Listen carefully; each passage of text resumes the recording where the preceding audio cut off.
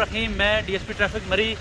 इस वक्त मरी में आज चौथा दिन है, लगातार बर्फ़बारी हो रही है। स्नोफॉल की वजह से शदीद स्लिपरी है रास्ते। हम ज़्यादा से ज़्यादा कोशिश कर रहे हैं कि लोगों को इवैक्यूएट करके उनको अपनी मंजिलों की तरफ पहुँचाएँ।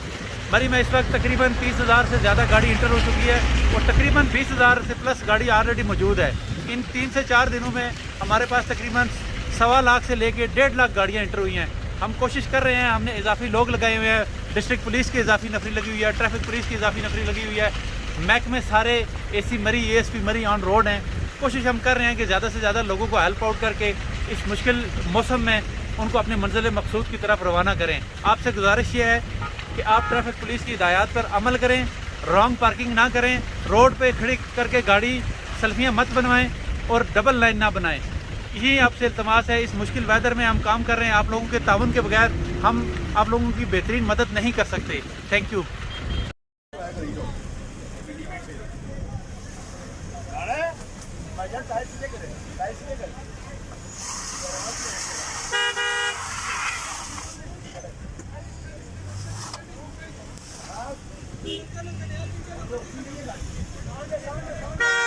ब्रेक छोड़, ब्रेक छोड़।